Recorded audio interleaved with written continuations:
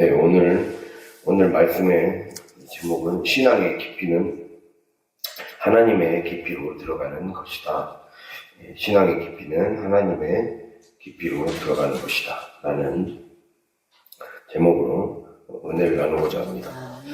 주님은 우리에게 원하시는 것이 더 깊은 신앙으로 들어가기를 원하십니다. 그 깊은 신앙으로 들어가려면 하나님의 깊이로 들어가야 돼요. 하나님이 내려오신 곳까지. 하나님이 내려오신 곳까지 우리도 그 아래로 내려가야 돼요. 오늘 보면요, 그 3절에 보면 여호와께서 그의 처소에서 나오시고 강림 내려오셨다라는 거죠. 하나님이 내려오셔서 땅의 높은 곳을 밟으셨다라는 표현이 있습니다. 땅의 높은 곳. 그래서 높은 것은 5절에 나오는, 5절에 보면 이 높은 곳은 예루살렘을 말하거든요. 유다의 산당이 무엇이냐? 예루살렘이 아니냐? 라고 했을 때 이 산당이라는 말과 높은 곳이라는 말이 똑같은 말을 사용했어요. 바마라고 해서 특별히 이스라엘 백성들이 가장 많이 저질렀던 죄악이 하나님이 지으라는 곳에, 하나님이 성전을 지으라는 곳에 산당을 지어서 지금으로 따지면 이 점집 같은 걸 만든 거예요. 점집 같은 걸 만들어서 거기에서 점을 보고 무당에게 굿을 비슷한 걸 했습니다. 그런 것들이 온 지방에 다 성행을 했어요. 그래서 우리가 여기 1절에 보면 히스기야 왕이 나오죠. 히스기야 왕 때에 종교 개혁을 합니다. 히스기야 왕과 그리고 그 후대인 요시야 왕 때 더 큰 개혁을 하죠. 그때 했던 게 히스기야 요시야는 예루살렘으로 모든 예배를 다 집중시켜버려요. 그냥 지방에 있는 한마디로 지방에서 그런 예배 드리지 말고 예루살렘 와서 다 예배 드려요. 그렇게 해서 예루살렘으로 모든 예배를 다 집중시켜버립니다. 그런데 이 미가가 봤을 때는 그냥 왕은 나름대로 신앙심에서 정말 백성들을 하나로 모으고 신앙 안에서 하나님 여호와만 잘 섬길 수 있도록 하려고 한 것 같지만 여기는 백성들이 마음을 모으지 않으면 의미가 없잖아요. 백성들의 마음은 딴 데 가 있었다는 거예요. 그러니까 오히려 더 심해진 거죠. 오히려 아예 그냥 예루살렘 전체가 북한이 벌어지는 것 같이 되버린 거예요. 미가의 눈에 보기에는 하나님 딱 그 모습을 보게 하신 거예요.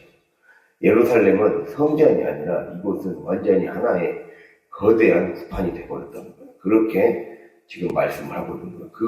그것에 하나님이 그 깊은 심연에까지 오셨다라는 의미를 담고 있습니다. 그래서 우리가 어제 제가 잠깐 이 말씀을 얘기하면서 우리는 하나님의 깊이로, 신앙의 깊이로 가려면 하나님의 깊이로 가야 되는데, 제가 하나님의 깊이로 들어가야 되는데, 그 깊이는 바로 하나님의 생각의 깊이와 하나님의 감정의 깊이로 들어가야 된다고 했습니다. 다른 말로 하면 그 생각의 깊이는 로고스라고 하고, 감정의 깊이는 파토스라고 합니다. 예, 하나님의 감정, 하나님의 열정, 그걸 파토스라고 해요. 그래서 그 로고스의 깊이로 들어가는 거거든요. 먼저 생각의 깊이, 이게 바로 3절에서 7절까지가 지금 그 말씀을 하고 있어요. 자, 하나님의 생각의 깊이로 들어간다는 말은 우리는 그러니까 한마디로 하나님은 사건 안으로 오신다는 거예요. 하나님은 사건 안으로 오셔서 사건이란 거는 우리 삶에 나타나는 현상 같은 거잖아요. 그 현상의 껍질을 깨고 벗겨서 실상으로 오신다라는 거예요. 하나님은 사건 안으로 들어오시고, 사건 안으로 들어오셔서 진짜 실체를 보여주게 하신다는 거죠. 그래서 이들 가운데 보면 6절과 7절, 5절, 6절, 7절은 사실 특히 6절과 7절은 사마리아가 멸망당했습니다. 사마리아가 함락당했던 시기가 있습니다. 720년경. 주전 720년이죠. 그때 멸망당했는데 그 사마리아가 아수르 군대에 의해서 함락당하는 장면을 묘사한 거예요. 그거를 하나님이 얘기를 하시는 거예요. 내가 사마리아를 들의 무더기 같게 하고 포도심을 동상 같게 하고 이렇게 해서 그들이 새긴 우상들이 무너질 것이다. 이렇게 얘기하죠. 그러니까 이거는 우리에게 지금 무엇을 얘기하고 있냐? 우리는 딱 겉으로 봤을 때 보통의 우리는 겉으로 우리에게 펼쳐진 현상만 보고 환경만 보고 겉껍질만 보는데 사실 사마리아가 함락된 진짜 실상은 아수르가 그때 번영을 하고 주변 나라가 환경이 받쳐주지 않아서 북이스라엘이 멸망한 게 아니다. 북이스라엘이 너무 갑작하게 추락했거든요. 잘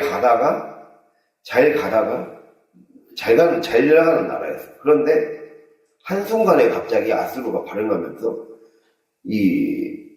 발흥하고 커지자마자 쪽도 못 써보고 그냥 훅 멸망해버렸거든요. 근데 하나님이 그러니까 주변 사람들은 그렇게 잘 나가던 나라가, 그렇게 잘 나가던 사마리아가 이렇게 된다고? 라고 딱 봤는데 뚜껑을 열어보니까 하나님이 실상을 딱 보여주는 거죠. 그건 그것 때문이 아니다. 라고 말씀하고 있는 거예요. 그들이, 이들의 실상을 특히 7절에서 얘기하고 있어요. 이들의 번영이 어디서 비롯됐는지. 보면 7절을 같이 읽어요. 그 새긴 우상들은 다 부서지고 그 음행의 값은 다 불살려지고 내가 그 목상들을 다 깨뜨리리니 그가 기생의 값으로 모았은즉 그것이 기생의 값으로 돌아가리라.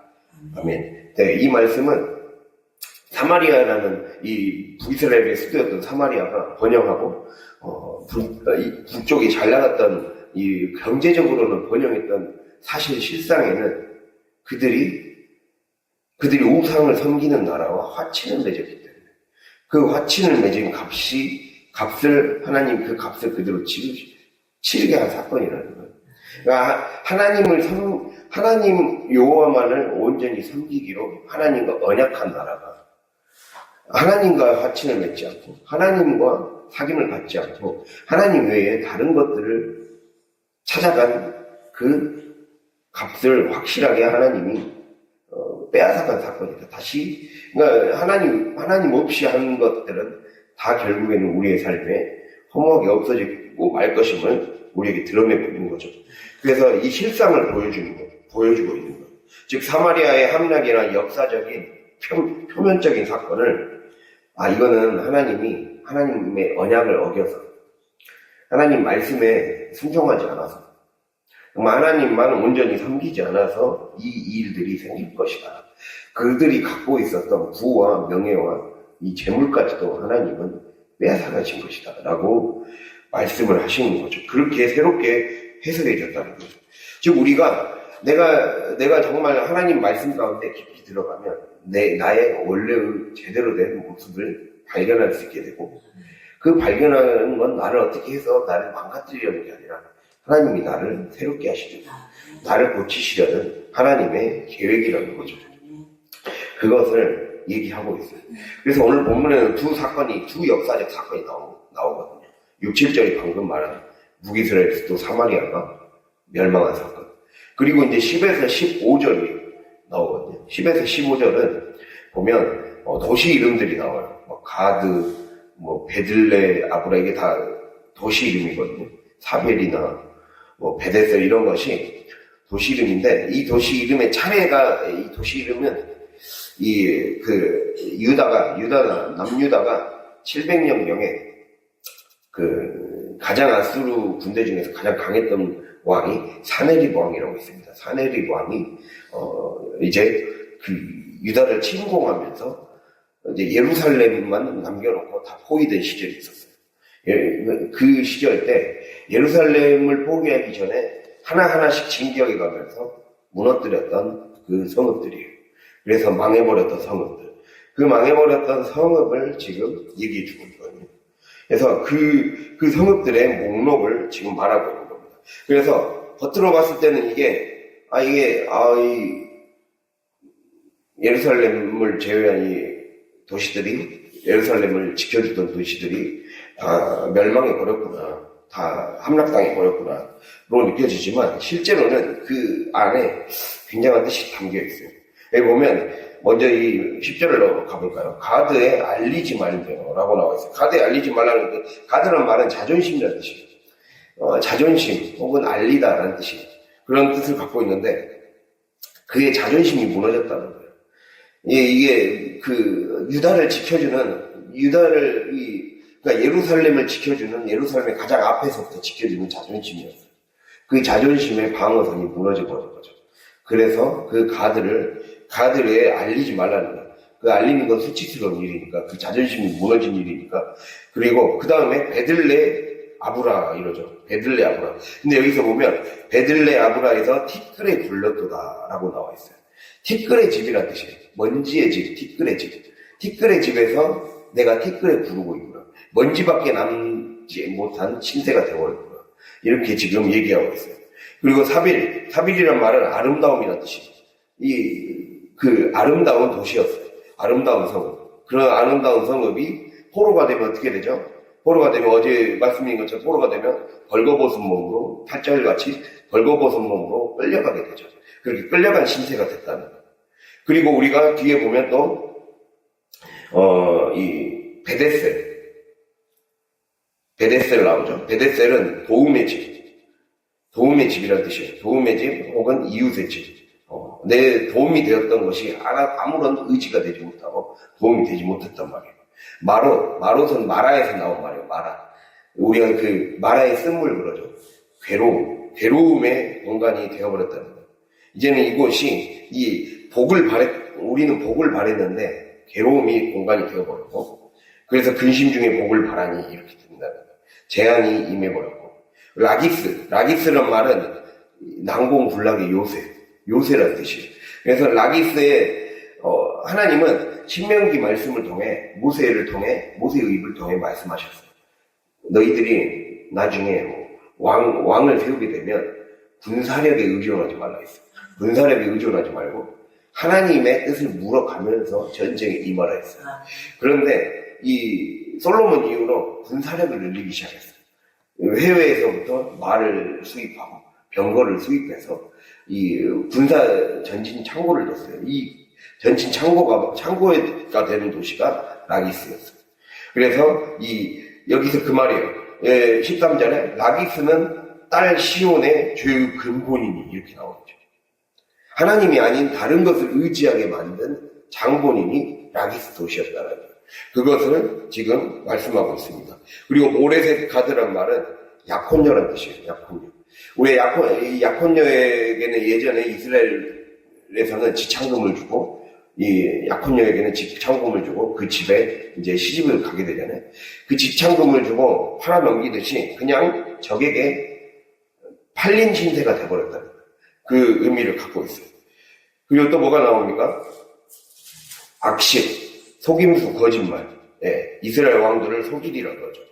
이 악십이라는 동네 자체가, 이스라엘은 우기와 건기가 있거든요. 우기와 건기가 있어서, 건기에는 완전히 바짝 마른 땅이 돼요.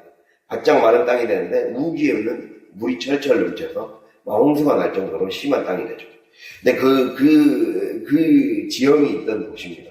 예, 그것이 유난히 가장 심했던 지역. 그게 악십. 그런 것처럼, 이걸 이제 와디라고 하거든요. 이러한 지형 이름을 와디라고 해요. 이 와디 지형처럼, 위급할 때는 아무 도움이 안 된다. 건기에는 어떤 도움도 안 되겠죠. 우기에는 물이라도 공급해 줄 수 있는데, 진짜 가장 위급할 때 어떤 도움도 되지 않는 도시가 되어버렸다는 거고, 마레사는, 예, 머리예요, 머리. 나의 소유였던 것이, 마레사 주민아, 너를 소유할 자로 내게 이르게 하리니. 예. 그리고 또, 그 소유물이 완전히 빼앗겼다는 거고, 아둘람은 피난처란 뜻입니다. 피난처란 뜻이어서, 결국 전쟁의 때에, 어떤 도움, 그냥 좋은 몸만 피하는 그런 곳이 되어버렸다는 의미를 갖고 있습니다. 그러니까 이걸 왜 얘기를 하나님이 하시냐면은, 이걸 지금 미가 선지자를 통해 앞에서 8, 9절에서 내가 애통하며 애곡하며 벌거벗은 몸으로 지금 행하며 들깨같이 애곡하고 타조같이 애통하니 지금 이렇게 말하고 있잖아요. 이 말은 지금 하나님의 감정의 깊이를 지금 이 선지자 미가를 통해 지금 전달하고 있는 거예요. 하나님의 감정의 깊이. 즉 하나님이 그만큼 아끼고 사랑했던 유다였다라는 거예요. 그만큼 아끼고 사랑했던 유다 나라였고 예루살렘이었는데 그 나라가 이렇게 적에 의해서 처참하게 짓밟힌 게 내가 마음이 아프고 마음이 슬프다라는 거예요. 그 슬픔을 지금 표현하는 거예요. 슬픔을 온몸으로 드러내고 그거를 행동하게 했어요. 티끌에 부르게 했고 그리고 그들 향해 막 선포하게 했죠.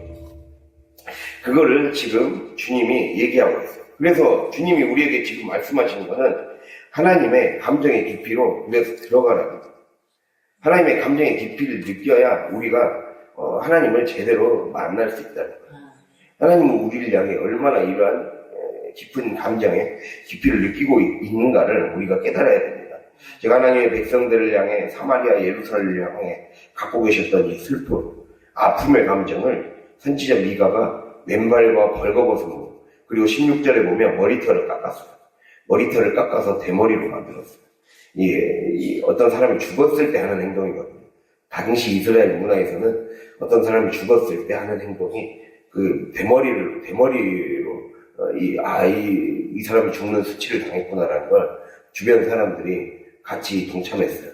그래서 그 대머리로 만든 행동, 몸으로 하나님의 아픈 마음을 드러내는 거죠. 그것을 지금 말씀하고 있습니다. 그래서 주님이 우리에게 지금 얘기하는 게 깊이로 들어가야 되구나. 신앙의 깊이는 하나님이 우리에게 얼마나 우리에게 더 깊이 내려와서 우리를 만나고 싶어 하시는가. 하나님의 마음을 느끼고 생각을 해야 되라는 거예요. 그래야 우리가 주님을 더 깊이 볼 수 있다는 거예요. 그러면 그 깊이로 들어가려면 어떻게 해야 되는가? 말씀드렸듯이 묵시와 자세히 들음이 우리에게 중요하죠. 묵시는 자세히 보는 거예요. 자세히 보고 자세히 들으라는 거예요. 자세히 보고 자세히 들으라. 자세히 보는 거는 현상의 껍질을 벗겨서 안쪽에 실상을 보는 거예요. 그래서 그 깊은 곳으로 들어가는 거죠. 이 깊이라는 말 속에는 거리와 간격 그리고 충실성 이 세 가지의 키워드가 있다고 말씀드렸습니다. 거리와 간격, 충실성. 더 깊은 곳까지 들어가야 되는 거예요. 더 멀리 떨어진 곳까지. 그러니까 내 안의 하나님이 내 실상을 말씀을 통해서 나를 드러내시고 나를 치유하실 수 있는 치유할 수 있는 여건이 그냥 내 겉에 드러난 어떤 낙지만 겨우 어떻게 아물게 해주는 정도가 아니라 내 안에 있는 암덩어리까지 치유해줄 수 있을 정도로 하나님 앞에 하나님의 말씀의 깊이에 나를 맡겨드리라는 거죠.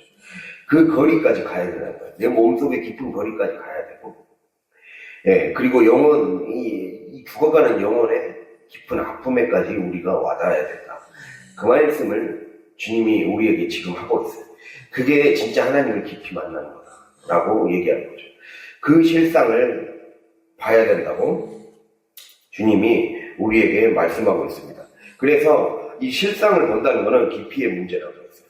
영적인 삶을 산다는 것은 내가 땅에서부터 하늘로 올라가기까지 저 천국을 가기까지 내 삶에 포기하지 않고 낙심하지 않고 어떤 상황과 어떤 현실을 만나도 낙심하지 않고 소망을 포기하지 않는 거예요.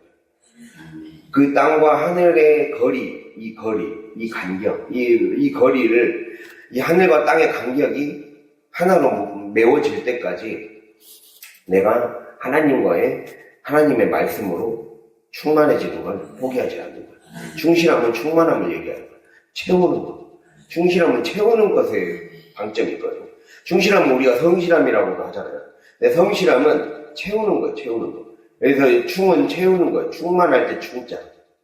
내가 열매가 채워질 때까지 충실, 열매 실자거든요. 그러니까 열매가 꽉 채워질 때까지 내가 그 하나님과 나 사이에 멀어진 간격을 메울 때까지 최선을 다해서 나에게 남겨진 거리를 최선을 다해서 걸어가는 거예요. 최선을 다해서 걸어가고 최선을 다해서 그 경주를 달려가는 거죠. 그래야 그 깊이가 더해진다는 거예요. 깊이는 그냥 더해지는 게 아니라 하루하루의 삶을 열심히 살아가요. 하루하루의 삶을 말씀을 가지고 하나님이 나를 향해 내려오셨듯이 나도 주님을 향해 최선을 다해서 올라가는 것이죠. 그것을 얘기하고 있는 거예요. 그래서 혹시 내가 지금 밑바닥 같은 상황이 있어 보여도 하늘로 올라가게 하시는 하나님을 의지하는 거예요. 그러면서 우리보다 더 밑바닥으로 내려오신 하나님을 만나는 거죠. 이게 신앙의 깊이라는 거예요. 그래서 우리가 이렇게 그럴 때 우리 안에 내용물이 튼튼하게 충실하게 채워질 수 있다는 겁니다. 이게 자세히 보는 거예요. 이게 자세히 실상을 보게 되는 방법이죠. 제가 우리의 영적인 영안이 열리게 되면 어떻게 보면 기초라고 해야 될까요? 그 기초는 우리가 매일매일의 삶에 그 하나님이 원하시는 그러한 분량, 때가 차기까지, 크로노스가 차기까지, 크로노스의 이 시간에서부터 저 시간까지의 거리가 차기까지, 그리고 이 공간에서 저 공간까지 가는 그 목적지를 완주할 때까지 그 경주를 포기하지 않고 인내로서 경주하는 거예요. 그래서 환난은 인내를 낳고, 인내는 연단을 낳았을 때 우리의 삶에 소망이 생겨서 하나님의 사랑이 부어지거든요. 그게 이 믿음의 길의 어떤 믿음의 길의 어떤 원리 같은 거예요, 원리. 믿음의 길의 원리 같은 건데, 우리의 삶에 주어지는 어떤 삶의 현상, 표면적으로 보이는 환란들, 표면적으로 보이는 삶에 하나님이 우리에게 지어주신 짐들, 그러한 것들을 이 인내로서 져나가는 거죠. 시간이라는 짐, 그리고 우리에게 해당한 하나님이 맡겨주신 삶이라는 짐을 져나가는 거예요. 그 져나갔을 때, 이걸 인내로서 해나갔을 때 우리에게 연단을 주세요. 연단은 정확히 말하면 연단된 성품이에요. 더 정확한 뜻으로는 검증된 성품. 인내를 통해 하나님이 검증된 성품이 되었을 때, 검증된 인격이 되고 검증된 성품이 되었을 때 하나님이 그 안에 하나님만이 주실 수 있는 사랑을 부어주시는 겁니다. 하나님만이 주실 수 있는 사랑을 부어줌으로써 그때 하나님의 실상이 이제 보이게 되는 거죠. 열매가 손에 잡혀지게 된다는 겁니다. 그래서 우리의 삶에 이 거리를 메워가고 거리와 간격을 메워가는 매일의 과정을 통해 매일의 과정을 충실하게 하나하나 열매를 모으는 거예요. 개미가 곡식을 하나하나 모아서 겨울을 준비하듯이 우리가 개미에게서 보고 배워라라고 그 잠언에 나오잖아요. 그 추수할 때를 대비해서 열심히 모으잖아요. 모으는 것처럼 최선을 다해서 내가 복의 종잣돈을 모으는 거예요. 그 시간으로 최선을 다해서 살아갈 수 있는 저와 여러분이 될 수 있기를 바랍니다.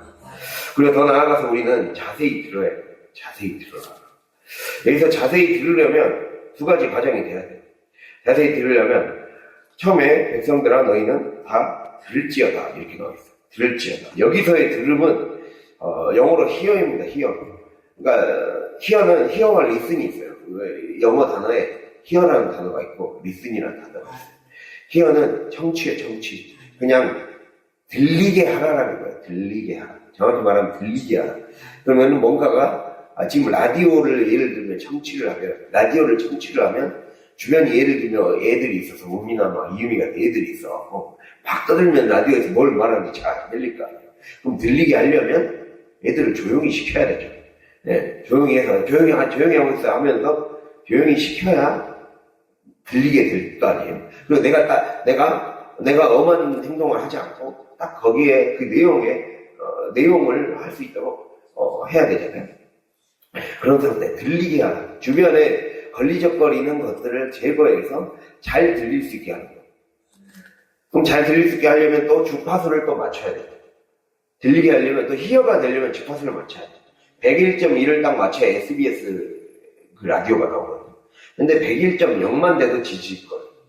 예, 그런 것처럼 조금만 주파수가 안 맞아도 지지직거리거나 막 엉뚱한 것에 이 주변에 있는 인접한 그 주파수와 다른 방송과 섞여갖고 나오거나 이런 경우가 발생하잖아요.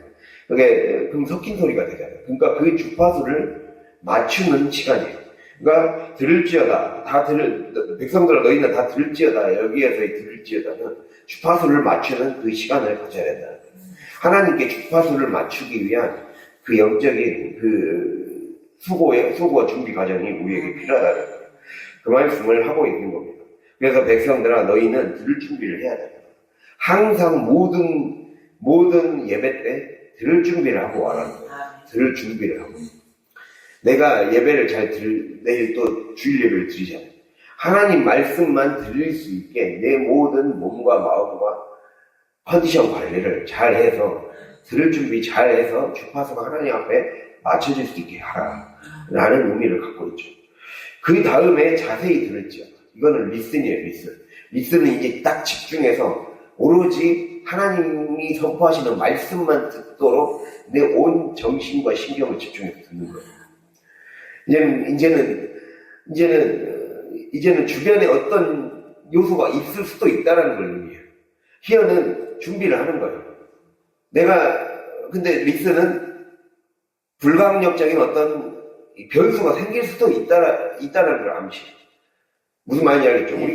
내가 아무리 준비가 되어도 하나님이 이 마귀도 예배 드리는 걸 싫어하기 때문에 그 예배를 제대로 못 드리게 하려고 주변을 갑자기 또 어수선하게 하고 갑자기 뭔 일이 생기게 하거나 막 그런 일들이 생기잖아요. 우리가 집회를 앞두거나 뭔가 중요한 일을 앞두면 꼭 마귀의 역사가 그 세세하게 막 있을 때가 있잖아요.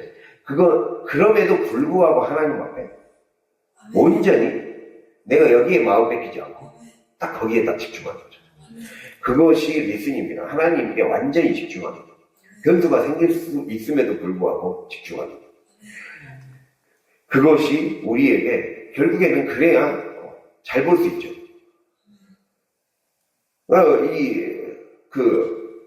예전에 제가 수능을 볼 때, 수능을 제가 재수를 했거든요. 근데 영어 듣기 평가를 재수하기 전에 이제 고3 할 때 이게 조금 하면 더 맞을 수 있었는데, 못 맞았던 게, 유난히 그 볼펜을 딱딱딱딱딱 하는 사람이 있었어요. 그거에 제가 꽂혀버린 거예요. 순간적으로 잘 안 들렸거든요. 그래서 내가 거기에 상관없이 들었다면, 리스닝을 했다면, 그래서 영어 듣기 평가는 히어링 평가가 아니라 리스닝 평가이거든요. 내가 집중을 딱 해서 들어야 돼요. 주변이 비행기가 날아가든 뭐하든, 그래서 비행기가 안 날아가도록 수능 날에는 이제 다 해주죠. 근데 이제 여기에서의 변수는 우리가 어떻게 할 수 없잖아요. 정부에서도 이건 해줄 수가 없잖아요. 그러니까 내가 집중할 수 있도록 하는 것밖에 없어요. 거기 안에 있는 수험생들이 자기가 집중하도록 온전히 이제 들려지는 스피커에만 온 신경을 기울이게 본인이 만드는 수밖에 없어요. 근데 결국은 그렇게 해놓고도 내가 집중하지 않고, 그렇게 해놓고도 내가 마음을 딴 데 둬버리면, 이제는 하나님의 말씀이 들리지 않는 거죠. 우리에게 지금 그 얘기를 하고 있는 겁니다. 놓쳐버리지 말라는 거예요. 하나님의 말씀을 놓치지 말라는 거예요. 하나님의 말씀을 놓치지 않는 것이 자세히 듣는 겁니다. 그래야 우리 귀를 기울여 들어요.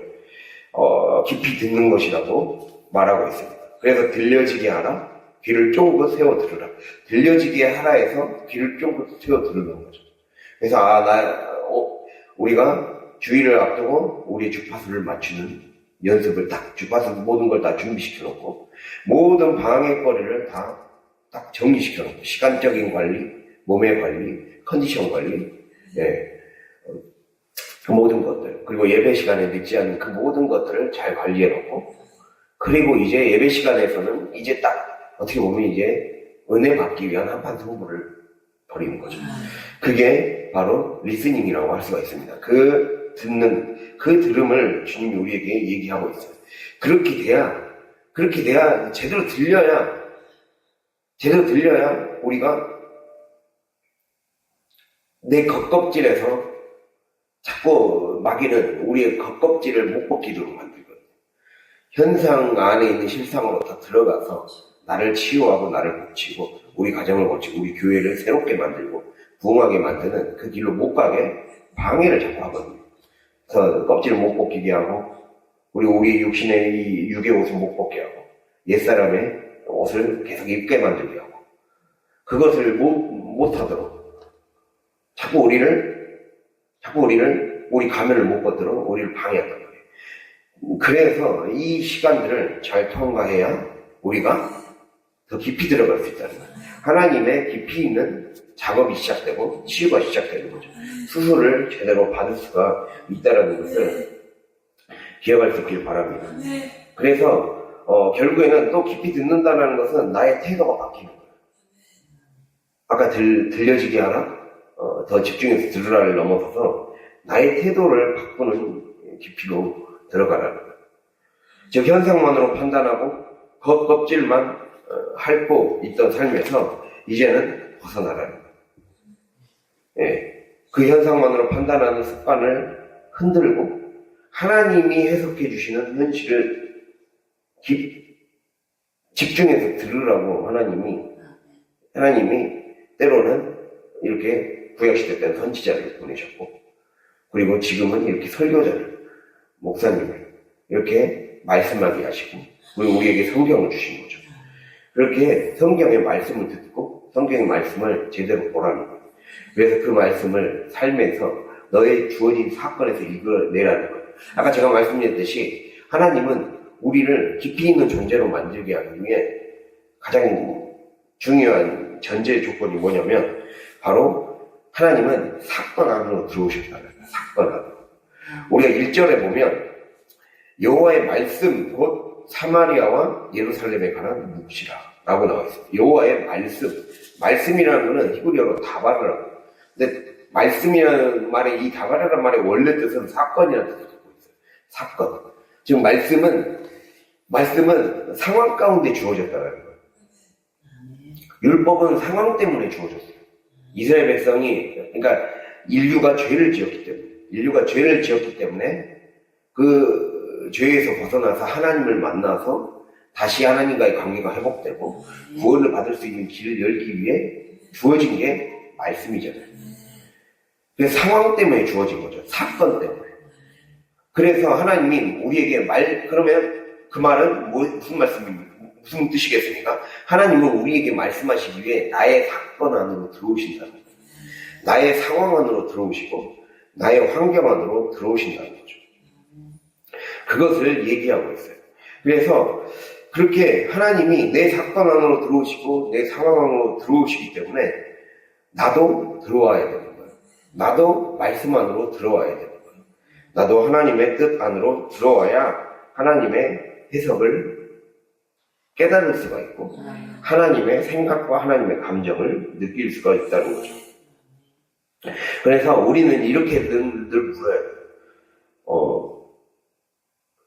나에게 펼쳐진 사건과 나에게 펼쳐진 환경을 통해 하나님이 느끼시는 감정과 하나님이 갖고 있는 생각은 어떠한가? 생각은 무엇인가? 이것을 늘 우리의 삶에 질문을 하고 분별을 하는 연습이 필요하다는 거예요.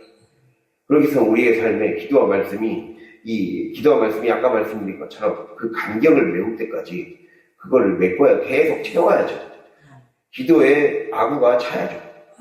말씀의 분량이 차야죠. 그것이 될 때 우리의 삶에 들려지기 시작한다는 것을 말씀하고 있습니다. 공부도 언어 공부 같은 것도 계속 하다 보면 늘어나는 경우가 있고 공부라는 단계가 다 그래요. 계속 책을 보다 보면 어느 순간 딱 깨달아지고 떼지는 순간이 와요. 그 떼지는 것처럼 이 말씀도 계속 우리가 말씀을 읽다 보면 말씀은 상황 속에서 사건 속에서 들어오셔서 그 사건의 환난의 사건, 곤란의 사건, 고통의 사건, 여러 가지 난처한 사건에 처했던 수많은 인물들을 향해 하나님은 어떻게 말씀하셨고 이 해결책을 어떻게 제시해주셔서 우리를 구원하셨는가, 이거를 보여주는 게 성경 아닙니까? 그거를 결국에는 그것을 그래서 우리가 그걸 깨달으려면 말씀이 우리 안에서 관통이 되어야 되죠. 하나님의 세계가 내 안에서 관통이 돼야 돼요. 하나님의 세계가 내 안에서 관통이 되고 깨달아지고 이 숙달이 돼야 되는 거죠. 그렇게 될 때 우리의 삶이 주님이 우리를 향해 일하기 시작한다는 겁니다. 그래서 그렇게 우리가 영적인 삶을 제대로 살기 위해 이렇게 우리가 최선을 다해서 하나님이 우리에게 오신 것처럼 말씀으로 내 깊은 심연을 비춰보라는 거예요. 그거를 지금 말씀하고 있습니다. 그렇다면 마지막으로 이제 이 깊이 들어가면 우리가 정말 신앙의 깊이로 하나님의 깊이로 더 깊이 들어가게 되면 우리의 삶이 결국에는 내가 비워지게 됩니다. 마지막 결말 16절을 읽겠습니다. 너는 내 기뻐하는 자식으로 인하여 내 머리털을 깎아 대머리 같게 할지어다. 내 머리가 크게 벗어지게 하기를 독수리 같게 할지어다. 이는 그들이 사로잡혀 너를 떠났습니다. 아멘. 그래서 제가 아까 하나님의 생각의 깊이로 들어가라 했고 하나님의 감정의 깊이로 들어가라 했어요. 하나님의 생각의 깊이는 로고스예요. 그리고 하나님의 감정의 깊이를 파토스라고 해요. 그리고 이제 자기 비움, 이 하나님의 순종의 깊이를 에토스라고 합니다. 에토스. 그래서 로고스, 파토스, 에토스라고 해요. 그래서 순종의 깊이로 들어가라는 거죠. 그 순종의 깊이의 가장 절정이 뭡니까? 자기를 비우게 되는 거예요. 우리가 그 유다서를 통해서 종의 정체성을 얘기했죠. 얼굴이 없고 인격이 죽었고 그 죽은 인격과 즉 내 가면을 벗고 내 얼굴, 내 자존심을 내세웠던, 내 체면을 내세웠던 삶에서 이제 그것이 벗겨지면 거기에 하나님의 형상, 예수님의 형상, 스티그마가 새겨지잖아요. 그런 과정이잖아요. 그런 것처럼 결국에는 우리가 이걸 다 보면 너희들이 수많은 가면을 쓰고 살았다. 겉으로는 하나님의 여호와를 믿는 나라, 하나님의 언약을 믿는 백성이라고 자부하면서 살아왔어요. 그래서 사마리아도 예루살렘도 하나님을 안 믿는 게 아니었어요. 그런데 뚜껑을 딱 열고 보니까 그 안에 몰래 했던 혼합주의적 습관들, 어렵고 힘들 때는 다른 거 찾았던, 그리고 예배는 드리러 오는데 내 삶을 움직이는 동력은 내 생각과 다른 종교, 다른 가치관, 늘 따랐던 이들의 가면을 싹 벗겨버린 거예요. 하나님이. 그거를 벗기는 과정을 네가 선지자를 통해 보여주시는 거죠. 즉 자기를 비우는 거예요. 내가 거짓 정체성을 붙잡았다. 그러니까 내 복에 아무 도움이 되지 않는 것들을 어떻게 보면 벗어버리는 과정이죠. 그거를 오늘 이 대머리라는 이 상징을 통해, 머리털을 깎는 이 상징을 통해 지금 얘기하고 있어요. 그래서 우리가 실상의 깊이 안으로 제대로 들어오게 되면 이 겉껍질을 내가 그대로 유지할 수 없다는 거예요. 내가 이게 순종의 깊이 가운데 들어갈 수밖에 없다는 거예요. 내가 순종을 한다는 거는 이제 항복한다는 거예요. 내세울 게 없는 거죠. 내가 어떻게 할 수 있는 게 없기 때문에 하나님 앞에 따라가는 자가 되는 겁니다. 그렇게 결국에는 이렇게 애통하는 거예요. 그래서 이 자기 비움이 되는 사람, 이 순종의 깊이 에토스가 되는 사람은 결국에는 애통하게 되는 겁니다. 애통하는 자, 회개하는 자. 근데 애통을 해야 예수님은 뭐라고 말씀하셨습니까? 애통하는 자가 복이 있나니 위로를 받는다. 하나님의 위로를 받는다 했어요. 하나님이 위로의 은혜를 주신다. 그 슬픔을 덜어주시고, 위로라는 건 슬픔을 덜어주시고, 그 안에 고통받았던 것들, 고통의 짐들을 덜어주시면서 새롭게 다시 시작할 수 있도록 해주신다. 라는 것을 말씀하고 있습니다. 그래서 오늘 말씀을 마무리하고자 합니다. 주님은 우리에게 신앙의 깊이로 들어가라고 말씀하세요. 신앙의 깊이로. 하나님의 생각을 알아야 되고 아멘. 하나님의 감정을 느껴야 되고 아멘. 그것이 중요합니다. 나의 현상과 사건을 향한 하나님의 마음과 생각, 그게 중요한 거예요. 우리 그게 진정한 분별의 첫걸음이기 때문에 분별이 되어야 깨달아지고 느껴져야 하나님의 마음이 느껴져야 우리의 진정한 복의 성전이 세워지기 때문에 그래서 그렇게 그게 되기 위해 우리가 이 거리를 잘 배워가고 하나님과의 멀어진 거리를 잘 배워가고 최선을 다해서 믿음의 경주를 해나감으로써 충실하게 성실하게 살아가면 저와 여러분 될 수 있기를 바랍니다.